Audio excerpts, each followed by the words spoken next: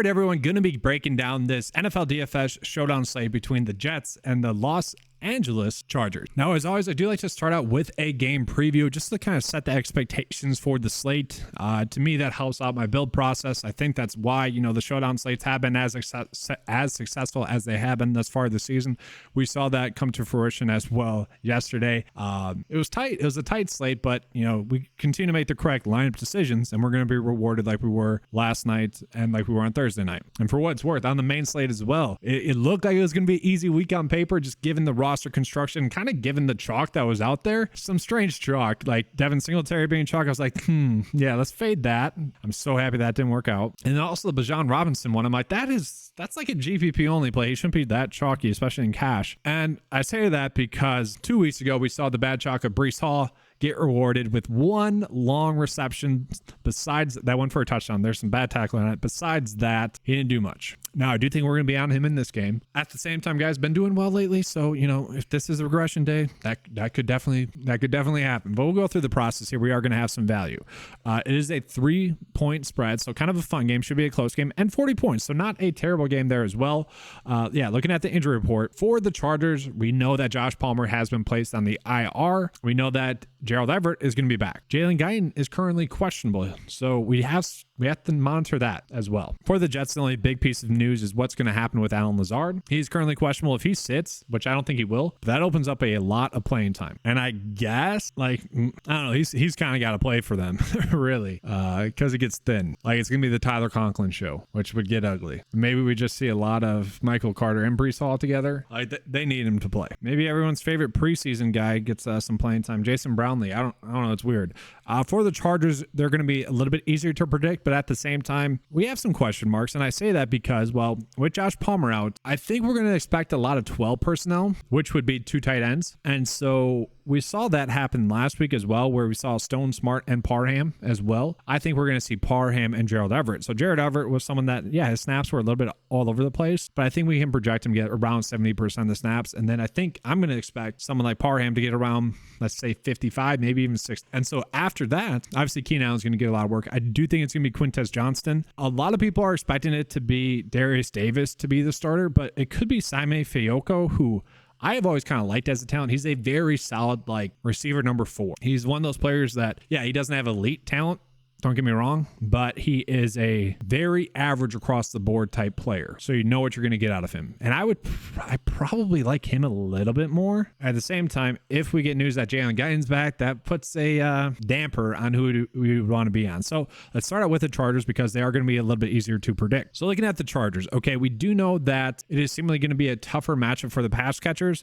And we do know that it's probably going to be a good game for Austin Eckler. I do want to point out that last week I mentioned that Austin Eckler would probably have a better game in the passing game if Josh Palmer was out or banged up and, being limited. Yes, that's exactly what happened. Okay. And I said that because the only times where we've seen Austin Eckler really get a spike in his passing game usage is when Keenan Allen's been out. And obviously Keenan Allen's been healthy. But when you take away Mike Williams and Josh Palmer, it makes a lot of sense why they would try to get Austin Eckler involved a little bit more. Now, the worry here is that he's really been terrible thus far in the running game. He has been. And I wouldn't even say it's really the blocking. It's tough to explain.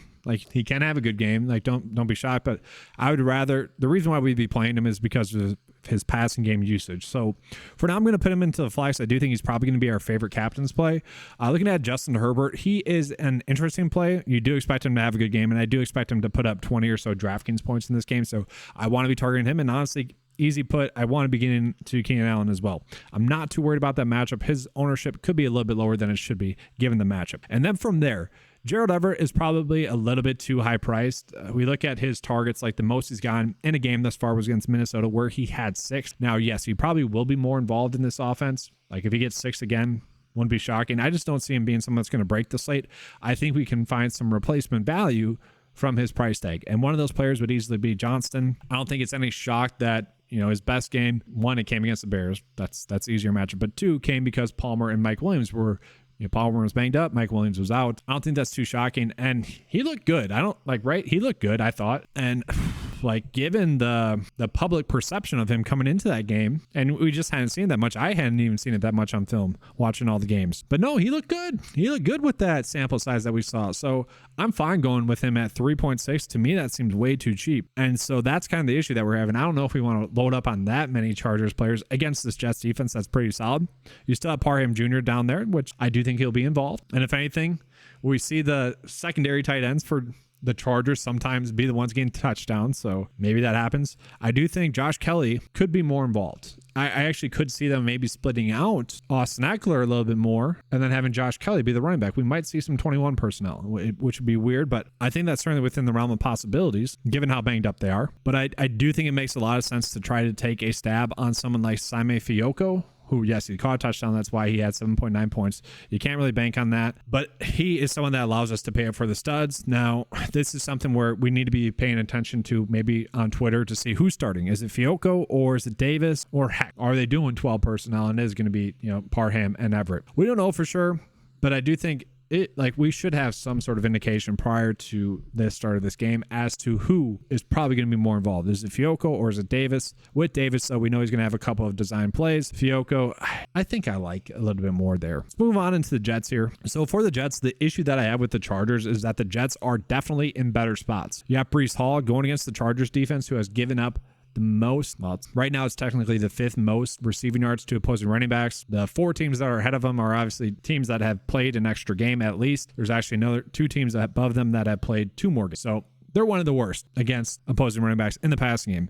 And how has Breece Hall been good thus far? And guys, this is what I was talking about, how people got bailed out last week. That was so tilting that he had that one big receiving play with some poor tackling that ended up going for a touchdown as well. Like watching it too, that's where watching film is like so tilting sometimes. Like, oh, that's how. Yeah, it was frustrating. But yeah, they haven't really been able to rush the football. And if you take away the one rush attempt against Philly that they let him score a touchdown in, it hasn't been great. Like his production has come in the passing game, and heck, some of that came in garbage time. Like it's weird with Breece Hall. You look at his production thus far this season against Buffalo, like his big runs that he had there, those were runs that most NFL running backs make. Like they were just wide open lanes. Against Denver, he dominated, looked awesome doing it. Against Philly, definitely some kind of fluky production that you can't bank on. And then against the Giants, we love the passing game usage. That's great. The 9 targets, the 6 receptions, that's great. That big play, a little bit fluky there, but still the passing game usage was there. I think we are still going to see that passing game usage be there, especially given the fact that it is a weakness against the Chargers. I want to preface that by saying we shouldn't expect a massive game out of him, like probably 15 DraftKings points. Now, sure, can he get a touchdown? Yes. Then can he get 21? Sure. I would say the likeliest outcome is that we just get a solid game out of him. Probably not in the rushing department, though. Fine with him. I think he's a good play. Then from there, we got Zach Wilson. Okay. Zach Wilson has been targeted heavily. 13, 12, 7, 14 targets, 9. He's just been targeted heavily. And I just don't see why they would go away from that. Like it's been working. The offense really kind of needs to flow through getting Garrett Wilson the ball. And they have had designed short plays to him, which has really got the offense moving. That's just something I need to continue to do. And so that's where I want to get to Garrett Wilson tonight as well. And so I don't love the pricing for Garrett Wilson. I do like that it's lower than Justin Herbert, Austin Eckler, and Keenan Allen, because all in all, I think we're going to see Garrett Wilson have a good game, and Zach Wilson as well. And so this is where it's weird. I almost kind of want a game script where we're going with Garrett Wilson and Zach Wilson a little bit more. And I'll touch on Zach Wilson. It is an ugly price tag, but he gets the best matchup on the slate from the previous week, or just in the NFL, going against this Chargers defense. And you do expect this Chargers offense to score some, right? And so if the Jets are having to throw the football a little bit more, then Zach Wilson should be able to score a touchdown. I don't think we should expect what happened against KC where he balled out, but he is someone that, I was watching the film early on the season, and I thought he was really getting dogged for stuff he shouldn't have been getting dogged for. I was actually putting a little bit more of the blame on Garrett Wilson, to be honest with you. And we have seen, honestly, Garrett Wilson play better. Zach Wilson played the same. And so he's been a little bit more consistent. Now, I don't want to hype up Zach Wilson. Like last game was a little bit rough. Clearly, he's not elite, but this is a very good matchup. You tend to think NFL quarterbacks can take advantage of good matchups. And the sports books, when I was looking at the props, and I'll just show you guys this real quick. One of the better prop bets on the day is for Zach Wilson to go over 13 for a fantasy score. Not much more than that. Like we're not expecting much. But if we're playing Garrett Wilson, I think we kind of have to get to Zach Wilson there. If you want to fade him, I get it. Tyler Conklin's at a very awesome price tag, I would say. Now, he wasn't involved in the last game against the Giants. That was a weird game. It seemed like both teams were kind of trying to rush the football a little bit more, unless they were throwing it to Zach Wilson. So he wasn't used that much. He is playing about 60% of the snaps. He has been getting a decent amount of targets, 4, 5, 6, 5, 6. The first game I kind of write off, different game plan. They were prepared to have Aaron Rodgers in there. So a very consistent fantasy producer. Now, can we get to him over Johnston? Probably not, but he's at a cheap price tag for a guy that's probably going to give us 7 or so DraftKings points. So kind of a safe play there. And then it gets so difficult, guys. So Allen Lazard currently questionable. He is expected to play. Can he have a good game? Maybe. I don't know. I struggle to get there. And then from there, I really don't know what to expect. Like Michael Carter will probably get used in the passing game a little bit. I don't love that. Gibson, if they get behind, would probably get more work. Cobb should be involved. He's at a weird price tag, but I still think Fioco's probably the better value. It's kind of a weird slate.